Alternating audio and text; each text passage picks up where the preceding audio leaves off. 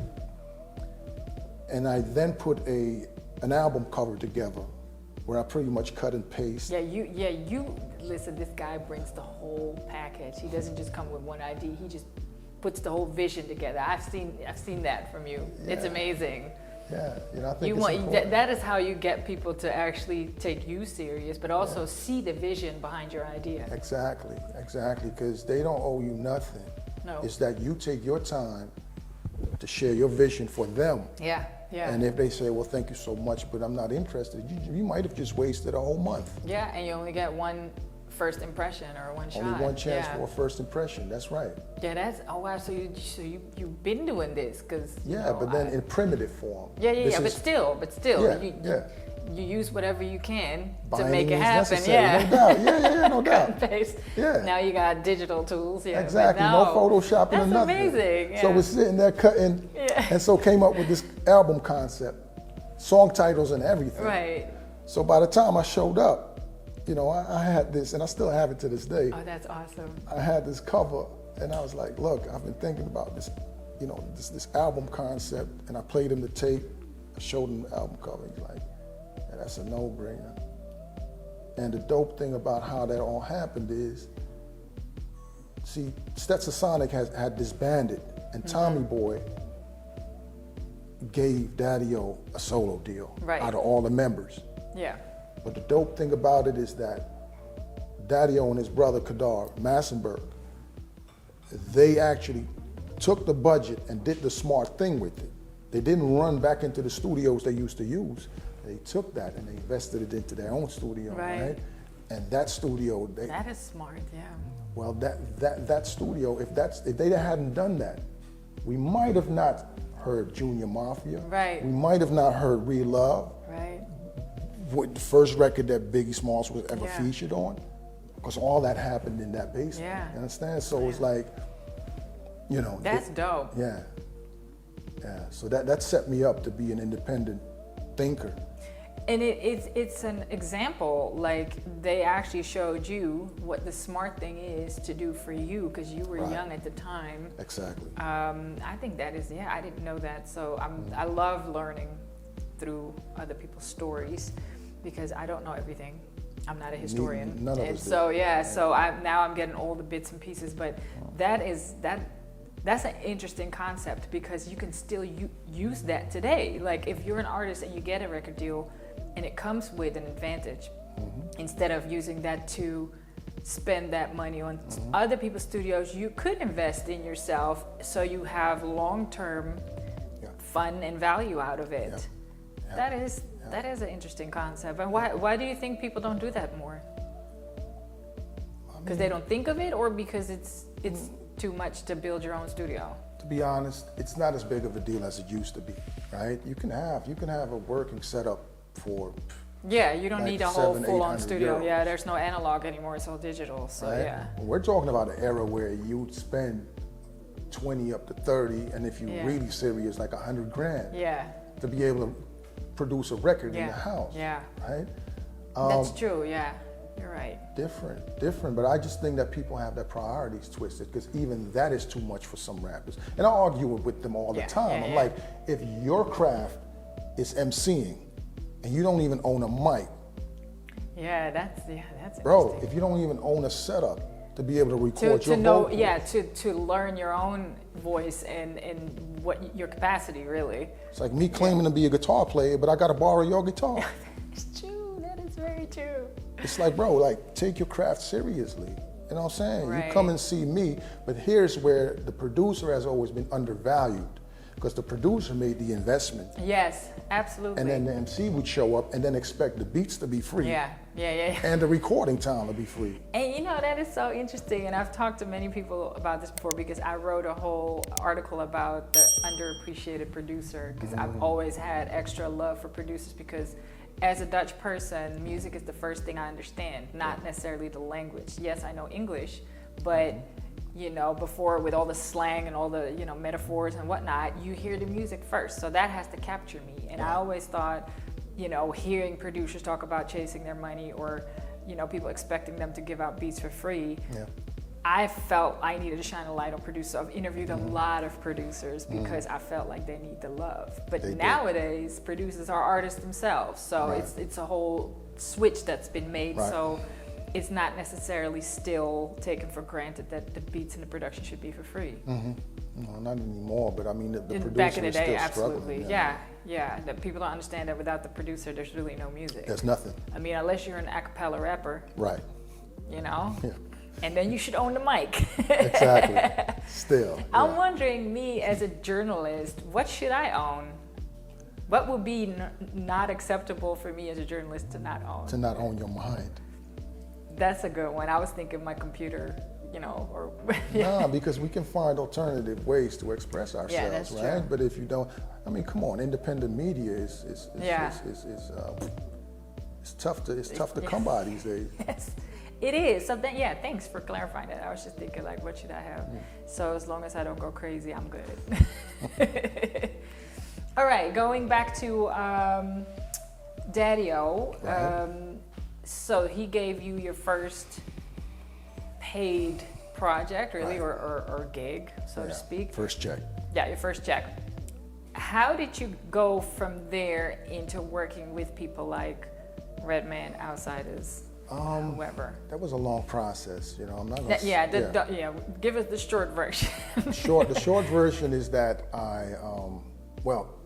so that my introduction to the music industry was one where I appreciated it, but it was also very clear that this was a people's business. Right. Yeah, and absolutely. People, you hear that? It's a people business. Yeah. And I'm saying this because, you know, I'm a lecturer now. People don't understand that relationships and networking are a big part of whether you're making it or breaking it, your career. Very true. And I spent quite, a healthy amount of time, you know, getting to know who I am. Yeah. right? Which you should. Right, Yeah. because I was very young when I entered the business. Yeah. So for me, my priority was always like, I gotta be on good terms with me, Yeah. right? And that led me to really kind of pace myself and like not jump on every opportunity and not be, you know, the biggest producer in the business by no means. It took me forever to get certain placements, but everything happened on its own time. And so there's 5 years in between this project and that project, and maybe 8 between this and that one. Yeah. But that's okay, because now, you know, here's my thing. If your drive to be a part of this industry is to make tons of money and to be famous, then that's not a sustainable model. It really isn't. And this is why it's important that these things are being addressed, because people only see the success. They don't see the process that leads up to the success. And I know it's been said many times before, but that is really the case. Because, you know, even when I had Curtis Richardson here in my show, you know, he happened to have like, his first hit was a big hit, but he's also known that it takes a long time to pitch music or whatever. So people should understand that when we talk to people that have reached a certain success or have reached a certain status, you have to really know what the process before that was, how many no's they got, what the hard work and thick-skinned you have to have means to get to that goal. So you're absolutely right. If you're in it for the fame and the money, then you know, good luck to you. But it might also be of short-lived, you know, times. Exactly. And so I figured out early on that wasn't my motivation. You know what I'm saying? I love this art, and it didn't matter to me how long it would take, because I was busy raising a family at the same time. And also, you were just saying in the beginning, you're like a practitioner. You want, you know, you're an elitist. You want to teach people how to do this. Also, so that already states that you were in it for different reasons. Right. And so, you know, again, like, if you have reasons outside of the music industry that constitutes your concept of success, you'll be fine. Yeah. But if you're so invested into this business that they validate whether you're successful in this life or not, good luck. But outside of all of that, I raised a family early on. So my concept of success was always providing for you. But making sure that I was successful to my kids. And my concept of success was, do my kids love me? Do they think I'm the greatest in the world, right? So what the hell if you don't think I'm a nice guy? As long as your kids think you're great. As long as they think I'm great. Do they? I think they do. Okay, good. So so you're successful. Do they love your music? Yeah, they do. I mean, my music has influenced them to where some of them, not all of them, but you know, 2 of them have a foot in the business, you know. In some capacity. And they don't have to, as long as they appreciate the art form, I would say. Because, you know, my dad is a musician. I'm not necessarily a musician, but I'm appreciating the art form. Right. And my brother has nothing with it. So, I mean, he can enjoy music, but he doesn't do anything in the industry. So, I mean, that's their right. But, okay, moving on. Because there's so much I want to talk to you about, and we have limited time. And I know how we do. We do hours of talking. Next to music, well, no, let's stay in music a little while, because there's some questions that I want to ask. Okay. You've worked with a lot of different people in the industry. I already mentioned a few. Who was one of the most interesting people that you've worked with? I want you to name drop. Wow. And why was it interesting? I would say that my work with Freestyle Fellowship was very interesting. For some reason, I've always had this connection to bigger groups from the outsiders to Freestyle Fellowship. Because these guys, they were real artists, not just rappers, not just MCs, but like real artists. And it was challenging at times because they were very different in who they are as personalities. But I found them to be inspiring. You know what I mean? Like Micah 9, who I would say is still one of the most incredible artists, was a part of that group. Right. And he very early on exhibited this sort of like artistry where there was no limit to how he expressed himself. So he could either rap incredibly well, but he would also play trumpet. And he would also scat, and he would sing, and he's very diverse. Super diverse. Talented. You know what I'm saying? So for me, that was like, wow, like this is what it means to be an artist. Oh, absolutely. Because you fit in that same category. And we'll get to that because you are a man of many trades as well. Okay.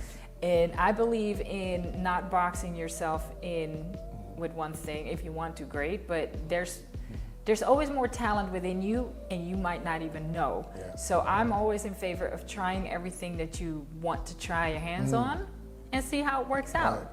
Because too many people are like, oh, but even with me, what are you? Are you a journalist? Are you an artist consultant? What?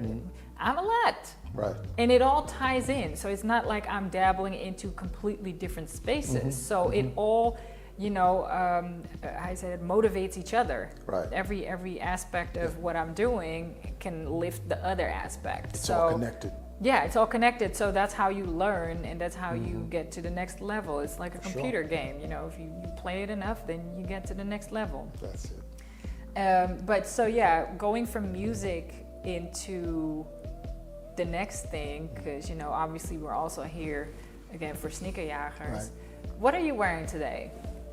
Did you specifically put this outfit together for today? No, what I do, and my son don't like me for it, I just get up, I throw it on, and I walk out. Really? Yeah. And this is how you felt today? That's how I felt today. Now, I do have to say that certain colors resonate with me strongly. So you'll find a lot of earth colors. Yeah. You know what I mean? But no, I don't sit there and try to figure it out. But if you have a wardrobe like that, then pretty much everything already matches. Yeah, well, but you see, I'd like to just take it back to the core of this culture, because nowadays everything is just approached with such attention. Yeah. Right?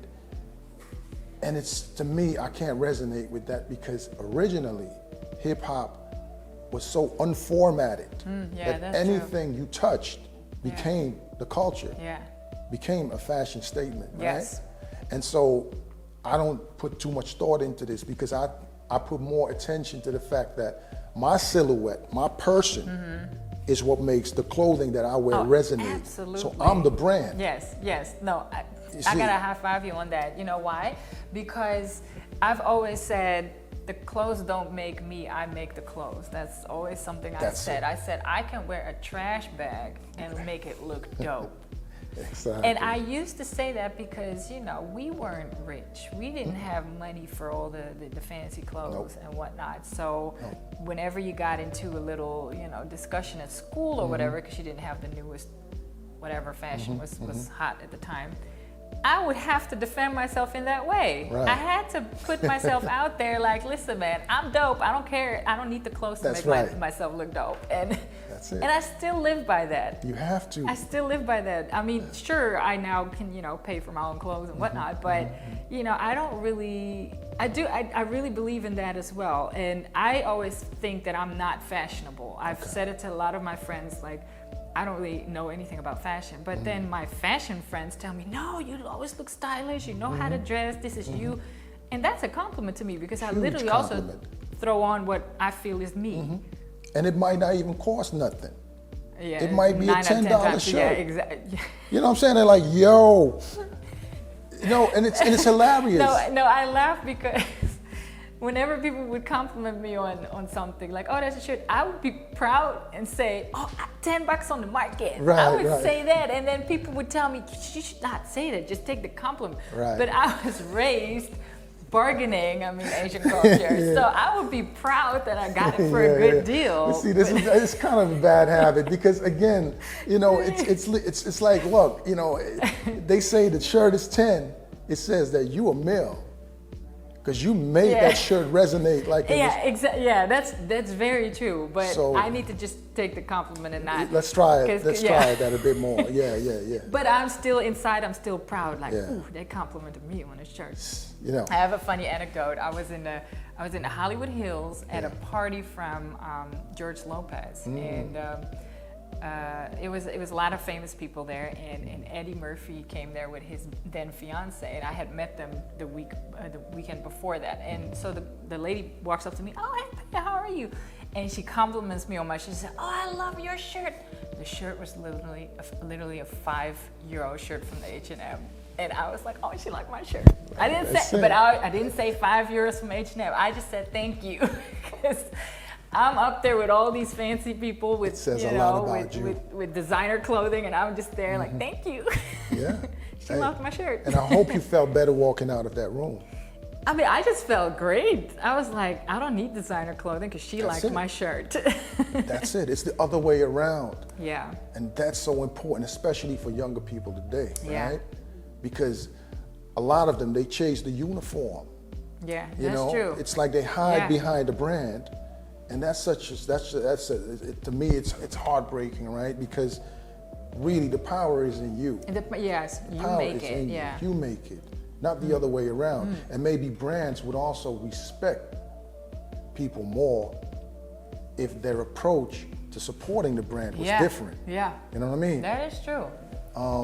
But just go ahead. But yeah, so the reason why I also bring up fashion, not just for this item. Well, I still wasn't fit. I still want to know what you're wearing. All right. So basically, I've got some Nikes on, ACGs, love them. Yeah. Yeah. I mean, I like functional. I like functional gear. Yeah. I mean, you know. Love it. What's functional about these? They're comfortable? I mean, they're weatherproof, and you never know. This is the Netherlands, you know what I mean? It could start raining any minute. That is true. So that, other than that, like, you know, I like to keep everything, you know, army surplus. Yes, I do see you wearing a lot of camo. I mean, yes, but that's the military state of mind that we're in, you know. But it suits you, and it became, for me, it became a how do you say it? Well, not a brand, but just something that I recognize you by. Right.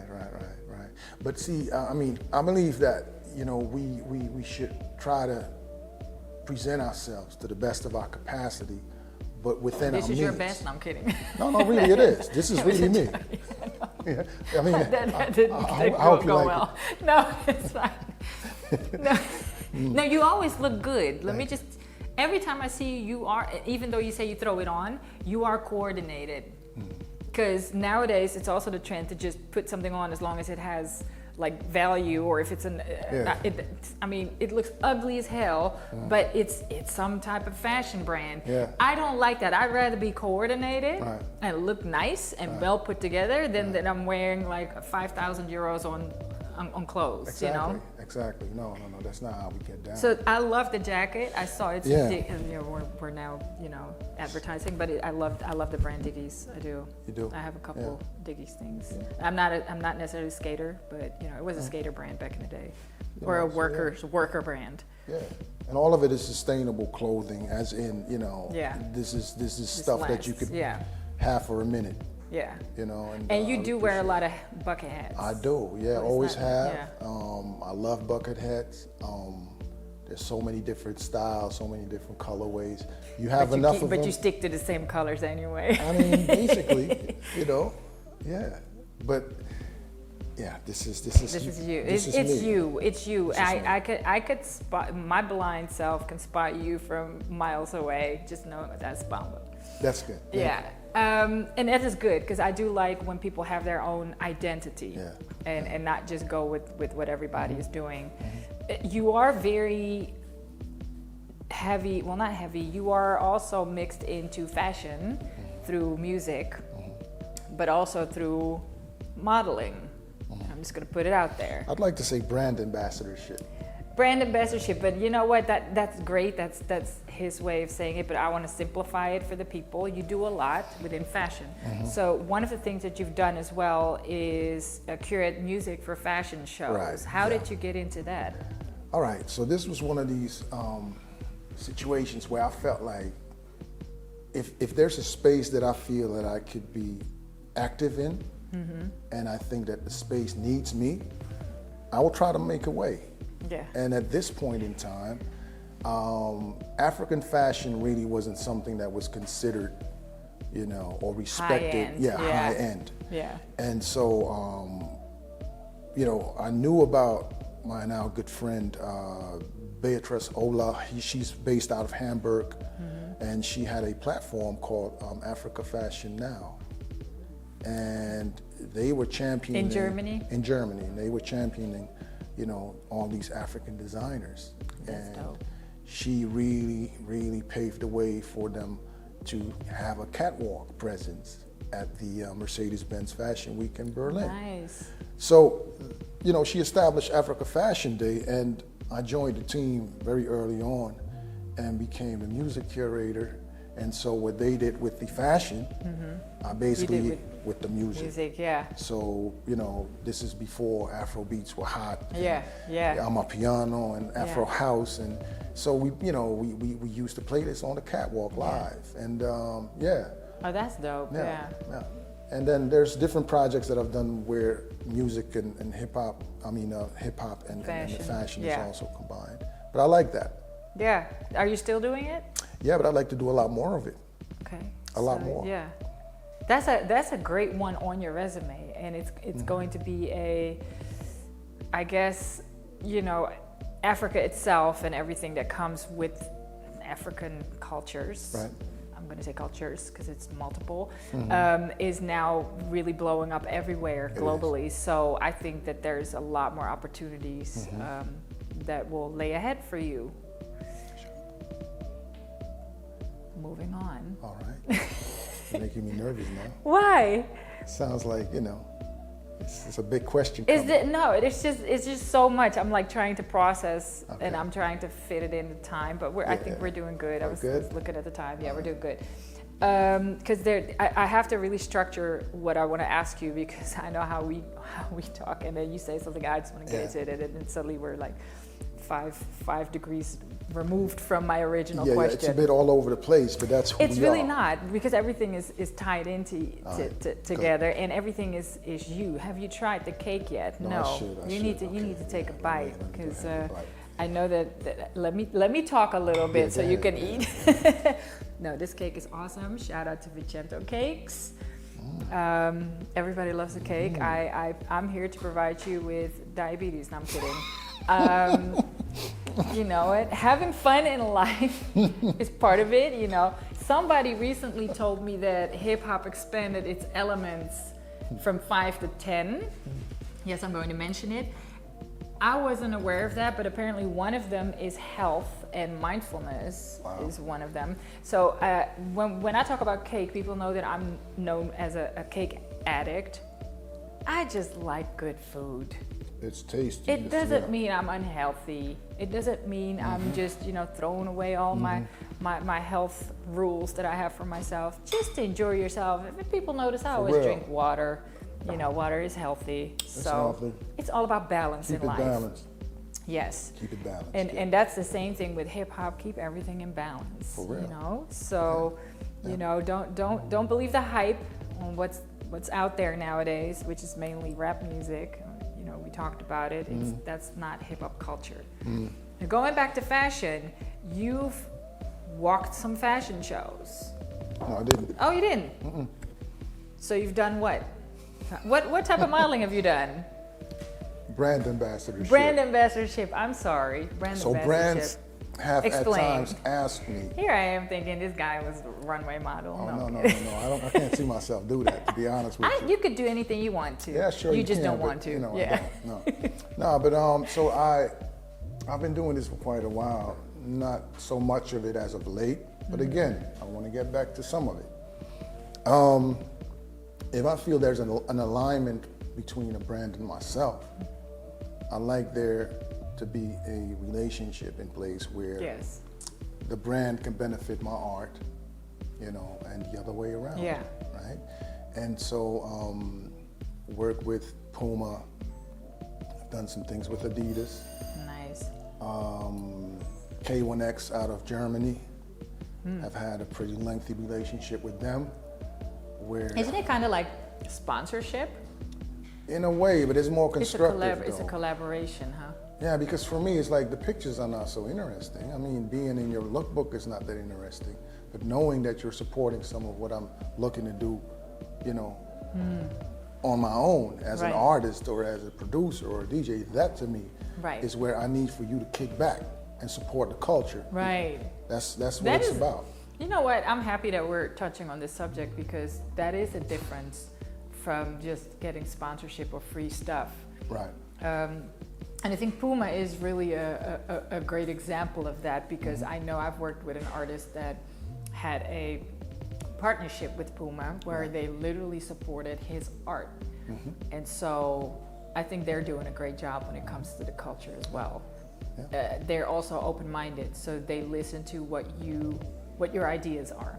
Right. I don't know what your experience is with, I mean- with different brands. Usually I'm ahead of the curve.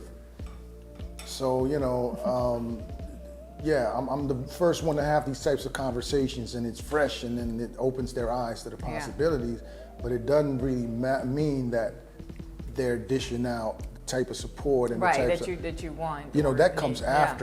after you You show have to them. teach them first on You see. what the value for them is. Right. But you know, we've had a few good projects. Currently, I'm working with an amazing Muslim brand called 𝗦𝗡𝗘𝗥𝗝𝗦 that I'm excited about. It's what you would call a modest menswear brand. Okay. You know, pretty. Did you have some of the photos on your I Instagram did. with them? Yeah, I that did. looks amazing. Yeah. And I respect their approach, and they're very original and organic in how Right. they approach their everything. Yeah, that's great. Well, I mean, obviously, when you collaborate or partner with brands, it has to align with who you are as a person, Fully. or it wouldn't Yeah. work out. Super key. Yeah. Super key, because you're literally putting it on your Yeah. person. Yeah, and you're advertising it. Yeah. So, do you want to be associated with what they're doing or what they stand for? I mean, That's it. I don't want to brag, but I get a lot of stuff thrown at me on Instagram, and it's usually, you know, jewelry stuff and all of that. But I don't really, you know, I have nothing with it. Also because they just looking for ambassadors that are interesting for them. They're not Right. really looking at who I am and what I represent. Exactly. And so I don't, you know, I just delete or ignore. But it's you knowing you. It's you knowing your value. Yeah. That's really key. Yeah. You know, because when the brand approaches you, it's on you to know that you're a good look for them. Yeah, exactly. See? But you also need for them to understand. They need to be a good look for me. You Yeah. see? Yeah. And then, you know, looking at sustainability Right. or, you know, how does the company operate? You know, what are they using? Are they, you know, thinking of the environment? I'm just saying stuff. It all has to align with your values, your core. So I think it's great that you know, work with brands that work for you. Yeah. That's a good look. In the meantime, I forgot what I wanted to say about that. No, I think everything you're saying, and especially about the ideas, I think whoever sees this, especially the younger generation, I hope they understand that when people approach you or when you approach people for collaborations, that you really have to think about what the value can be and not just instant gratification value, because that's really what it is. I mean, I make jokes like, "Oh, I'm getting approached by brands. I made it. You know, I'm an influencer." But honestly, like I said, 9 out of 10 times I just say no, because it's great that I get free stuff or whatever, but it's not about the free stuff. Exactly my point. Like the free stuff come down a dozen. Like, you know, Yeah. the free stuff, it'll get old Right. 3 months from now, and then what? Yeah. You know what I mean? No, that's not the way. It's really about how does that fit in, you know, to your strategy. Right. Does it have long-term value? Exactly. Because and that's, you know, we're talking about stuff and sponsors or partners, but that's what I mean with instant gratification. This new generation now, or this society now, wants now. They don't look at the consequences or long-term investments. Yeah. And that is very important. And I It's think about that. it makes people like you have longevity in the game, in the culture. And I mean, I've been doing this for more than 20 years, and I recently ran into somebody. I was in a panel, and there was somebody that attended it, and he said, "I'm so happy to see you still doing what you do," because a lot of people from back then, they're not doing this anymore. They just went on to get a 9 to 5 or you know, have a family, which is great. but I'm still doing what I do. But if I may, right, this is why it's so important that the company, the brands, support the individuals such as yourself and some of the artists. Because do not ever get it twisted. Like this, it's either stay relevant independently or find you a job. You see, so if we value one another, then we make sure that we take care of each other. Those people in the culture that have a trusted track record of service, salute them and find ways to collaborate with them, because you're helping somebody stay relevant. You're helping somebody keep their lights on. You're helping somebody to continue to have an impact on the culture. And with that said, I really want to say, that's my camera. Any brands out there, let's talk. Let's talk, collaborate. I'd love to do different projects, music-related projects with brands. There's 101 exciting ways to put so much more excitement into this culture. Oh, absolutely. And I do believe that you're a great person to pick a brain from, because like I said, the first time I saw you showed me something that you were doing your project. It had the whole shebang, everything, visuals, outlines, details. It was just, I don't even care if it was a dumb idea, but the fact that it wasn't, but the fact that it was presented so organized and structured and well put together and detailed, it just makes me take it serious. Thank you. And that is something that not a lot of people do. I mean, honestly, in my whole career, you're probably the first person that's ever done it like that, that I've seen. Again, that doesn't mean anything, because maybe I'm not hanging with the right people, but it really impressed me. And on top of that, it is a great idea. And you have so many ideas. We've discussed this. You have so many ideas of making things happen. It's just, sometimes it's hard because we're depending on others, because it is a community effort. You know, hip hop does consist of community, unity, peace, you know, and it's hard in a very competitive society nowadays, where people think there's no room for more people when there really is. But I appreciate you for trying and for still doing it and making those efforts. Well, and I appreciate what you do, right? Because one hand washes the other and both hands wash the face, right? That's true. So we can have this culture, but we still need people in the forefront at the media outlets who come from the culture, who can articulate our thoughts and who can invite us to their platforms. Because by now, this is 2022. And most of what we now consider pop culture is hip hop culture. That's true. It's just hip hop culture in its accepted form. But the commercialized form too. Exactly.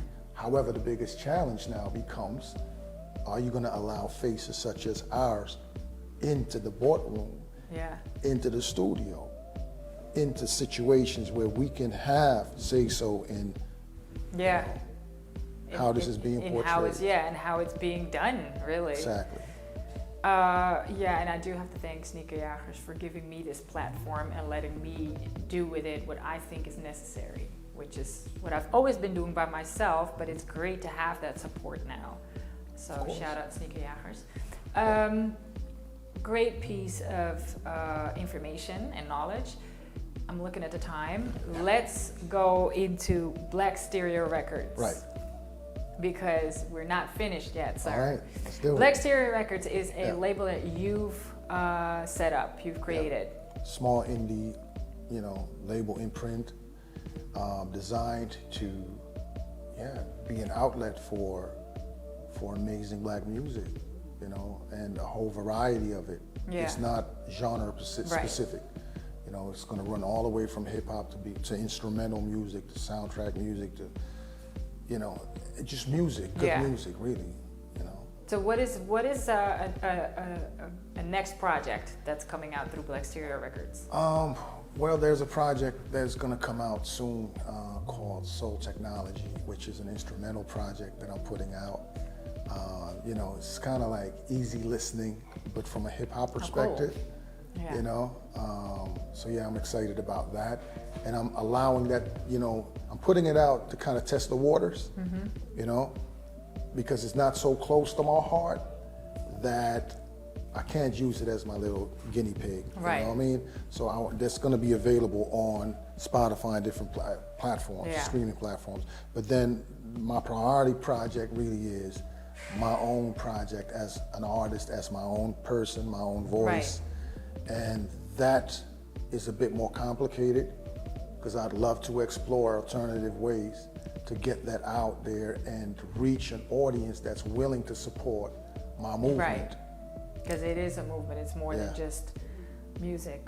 Exactly. So with that, it's about finding true supporters, people that are willing to say, well, I vouch for you with my 20-year-olds. Yeah. And if you can find 5,000 or 10,000 of those people that really believe in your vision, then that's, to me, a lot realer than having a lot of analytics and no euros to show for it.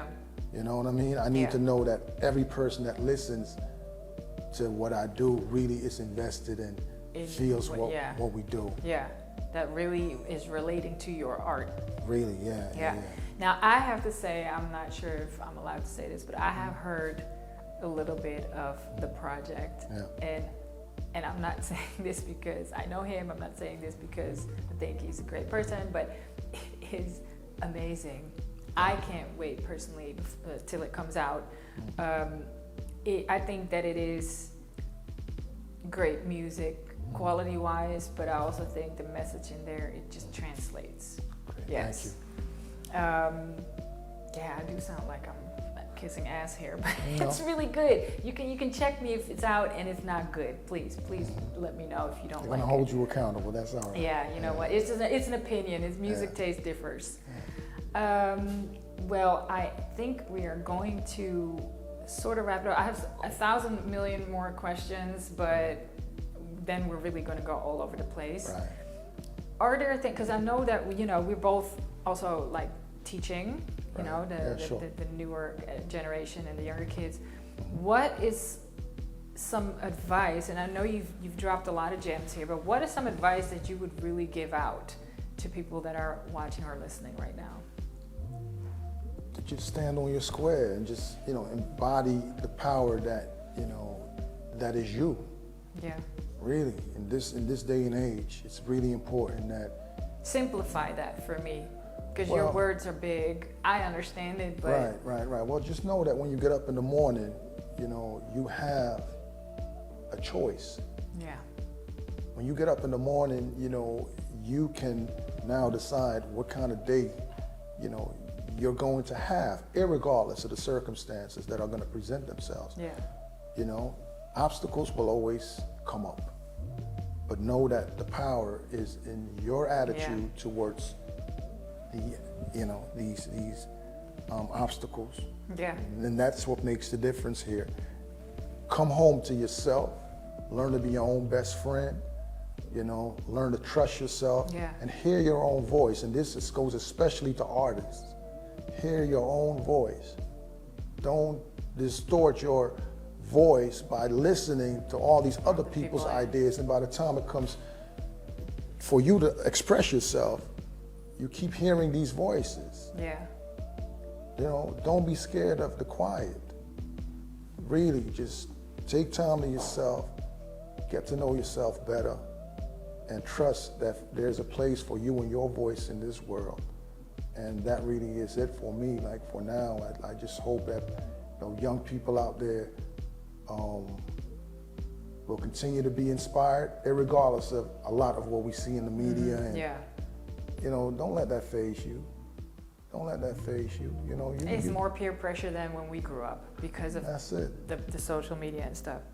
That's it. All right, great advice. If people have watched this whole interview and they're like, I would love for him to hear my music or whatever I'm doing, or I would love to be part of the Bamba movement or the Blackstereo movement, where do they hit you up?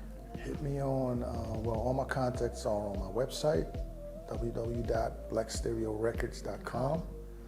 Then there's my social media handle, Bamba Al Mansour on Instagram, And there's Blackstereo Records on Instagram Okay. as well. Cool. You know, you can find me. Are you at this point open to working with new talent or new people? Sure, I'm always open. Like, there's no expiration date on art. Yeah, but sometimes people are too busy with their own projects. So the reason I ask is because I don't want to make a call to action when there's not going to be a response. Right, so I right, like to right. respect everybody's, space and time schedule. I'm always open. Okay, Like, good to know. at the very least, you can give somebody, your attention. Yeah. You know what I mean? And see what they're doing. And that's for me, my way of giving back. Because had Daddy-O not done that for me, Yes, I would not be sitting absolutely. here. Oh, I'm so happy that you brought it back to that, because we should never forget the opportunities that were given to us. Right. And now being in a position to do that for others, we should remember that without somebody doing that for us, That's it. then, pay it you forward. pay it forward, exactly. Pay it forward at the paycheck. Always. No, thank you so much Thank you. for being a guest. You are definitely one of the people that I have the utmost respect for because of the way that you conduct yourself, but also the way you treat me. And it sounds crazy because obviously everybody that comes here is great, but there's a way about you that you've shown me in communication, in time consideration, that is very rare. And I just wanted to address that and thank you for being that person. And I hope more people can be like that and learn from you. Thank you. I appreciate it. And once again, just to, in response to that, I just want to say that I appreciate what you do. In that it's not a small feat. Thank to you. focus on one thing and say, I'm going to be the mouthpiece to this culture, which is what you're doing. And then curate those people who have something worthwhile to say. Yeah. You know what I mean? So and that's powerful to me. So keep doing that. Keep reaching people, and and all of us have a role to play. Yeah. And you're playing yours. I hope so. Thank you. Yeah? Yes. Good luck. All right, thanks. Well, thanks everybody for tuning in to another episode of The Paycheck, and we'll catch you next time with another amazing guest.